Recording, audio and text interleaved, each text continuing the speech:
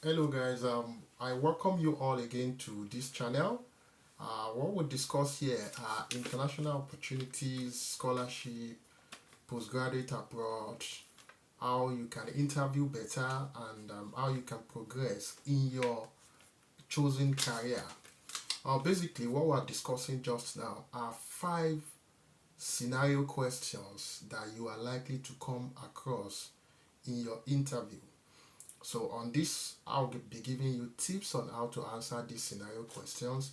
Why are these scenario questions being asked? What is the rationale behind the scenario question that you get in your interview?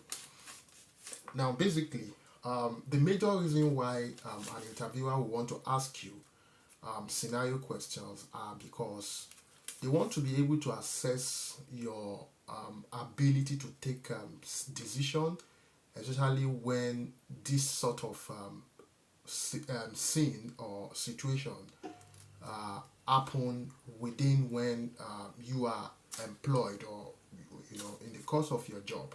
So they want to know if you have initiative.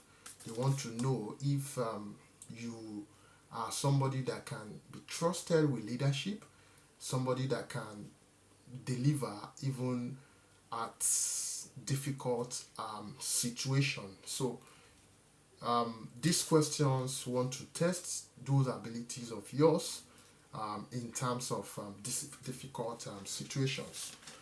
So basically, the very first question that you are likely going to come across in your interview is one, you could be asked, what would you do if you make a serious mistake in the course of your job or at work? You don't want to say that you would just correct it, you correct your mistake and you let it be. No. One of those things you want to do is to own up to that mistake. You own up to the mistake, you take positive action to correct your mistake, report the situation with your manager if it's something that actually needed for you to actually report.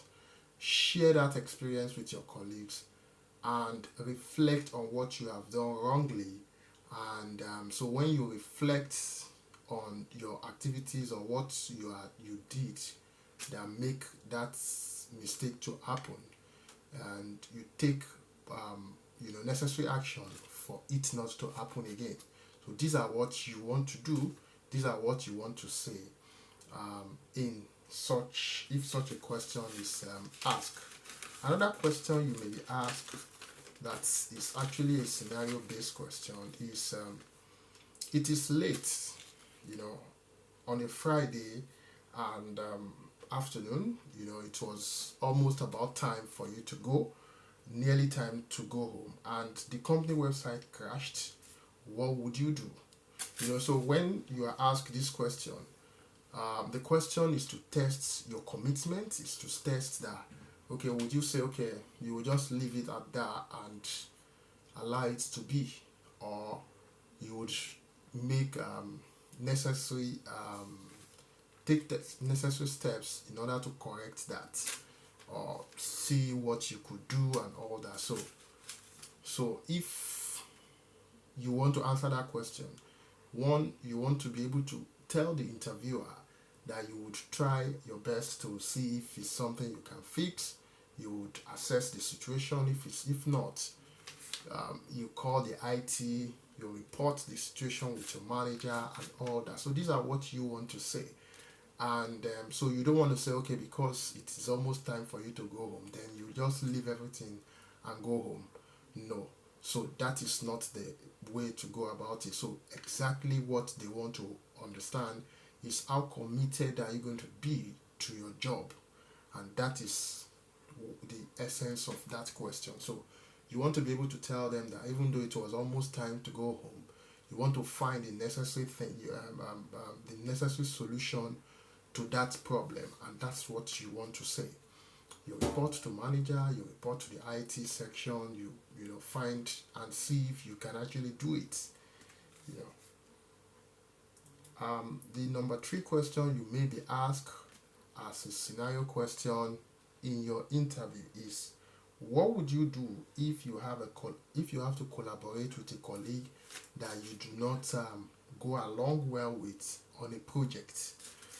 So the whole essence of this question is to test your ability to build relationship, to test your ability to work with even those you do not really agree with, to achieve goal, of a project or of an assignment or of an activity. And that's what that interviewer is interested.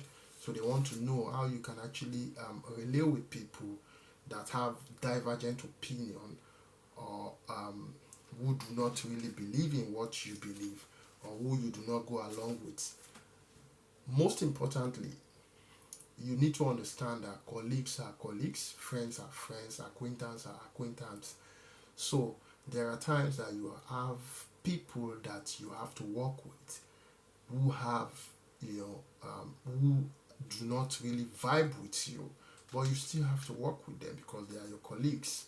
And you do not say that, oh, because I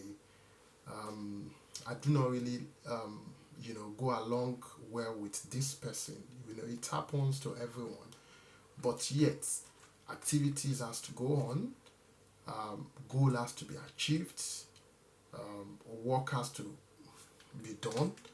And so you need to understand that okay, when it comes to working relationship, that person must not necessarily be your friend, but you have to work with them to achieve the goal. So in answering that question, what you want to say is that you would put the goal of realizing the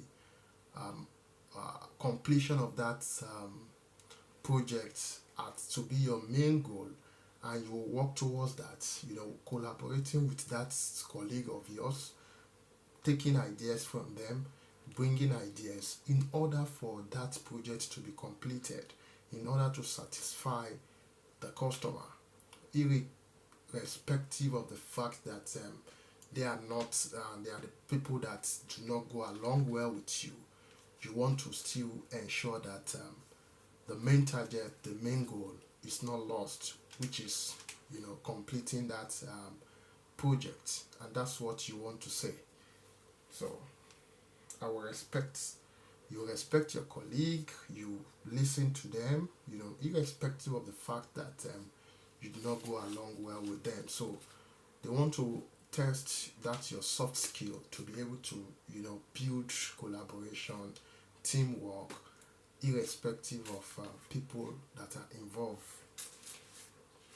The number 3 question on the scenario question that you may come across might be, or number 4, what would you do if an angry customer confronted you with a complaint? So when this question is asked, what for every organization, what an organization does is to either provide service, sell a product, or do. So in the hospital environment, you have patients who come with complaint. You have in a financial environment, you have a customer. In a law firm, you have a client. So if they come with a complaint, one of those things that that question is actually trying to get from you is your ability to understand customer service relationship. So that is what that question is geared towards. So they want to see how you are able to manage situations. So you want to actually say that you will listen carefully to the complainer. You would try and ask some probing question to understand what went wrong. You are you pay attention to them. You are attentive, when they're talking, and so you get your facts right. If the company is actually at fault, you do not hesitate to apologize on behalf of the company or the organization, explaining why the company must have done what they did. So when you are able to satisfactorily explain to that customer or the client or the patient or in whatsoever capacity that customer is, and when you are able to successfully satisfactorily explain to them, and you are able to convince them, then you try and relate that situation with your manager and with your co-colleagues, so that you that can be corrected for future purposes. So you want to answer those questions like that. So you listen. Listening is very key here. Being calm. You need to be calm while even trying to get to listen to that customer or patient or whoever the person is. So you want to say these things, that you will be calm, you will be attentive, you will listen, and then you will explain and ask probing question, to further get what their anger is. And if need be, you also apologize on behalf of your organization. So these are the ways you want to answer this question. Number fifth question that you might be asked is, what would you do if your boss asks you to complete a task that you have not done before? So this question is to identify how motivated you are, how learning oriented you are, how